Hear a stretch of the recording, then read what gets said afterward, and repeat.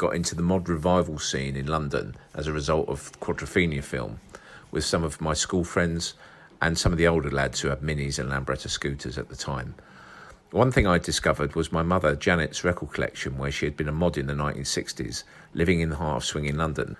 So not having any money, I was more of a record borrower than a collector to start with, and it was almost second nature when I played her UK copies of Jimmy Radcliffe, Long After Tonight Is All Over, and the Invitations, What's Wrong With Me Baby. So around the early 1980s, instead of blagging into the regular pub disco at the weekend playing Madonna, I was going to London mod scooterist clubs that would play Tamla Motown and more obscure Northern Soul tracks. Again, many that my mother had. Clubs such as the Castle and Tooting, in the Beetroot in Soho, and the Bush Hotel in Shepherd's Bush. They would play big party soul classics, such as the Marquettes Last Night and the Huey Piano Smith, Don't You Just Know It. I was still only 14 or 15 when I cottoned on that if I found the right sort of soul 7-inch records from, say, the Record and Tape Exchange in Camden for 10 pence each, I could resell them for 50 pence or £1 to a couple of record shops in Carnaby Street, Terry Stokes or Centre City Records. At this point, I was just turning 16 and I was given the green light to go to late night clubs, those that required membership at the time. So I attended one of my first proper Northern Soul all-nighters at the 60s 100 Club in Oxford Street in around 1982. It was amazing, not just because of the music and all these great DJs, but because the place was crammed with record dealers and collectors selling records. The whole stage and table had vinyl everywhere. I just couldn't believe it. The other big difference was the amount of US 7-inches. Whilst all my mother's records were UK releases with small holes, here were the same records with big holes on the original US recording.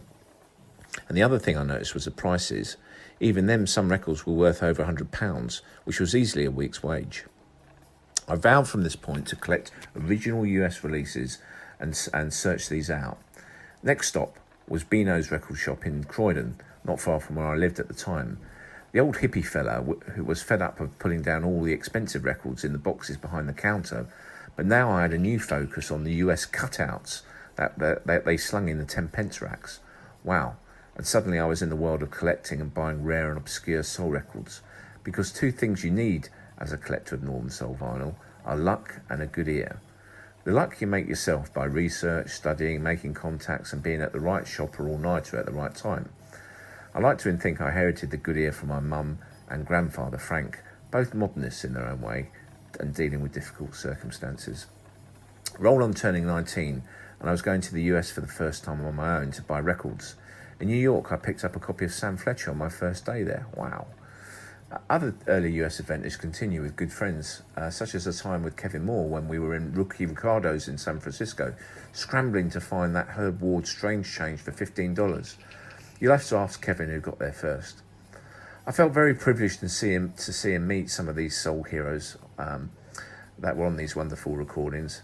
And I'd like to thank so many friends and fellow collectors and DJs for inspiring me along the way. Now as I turn 50 and a number of US buying trips later with family and on business, every bit of spare time I would try and find that local vinyl store in Philly, Washington or Detroit. But I don't think it did me any favours on the business side. How could I explain this vinyl addiction and the front room full of vinyl records?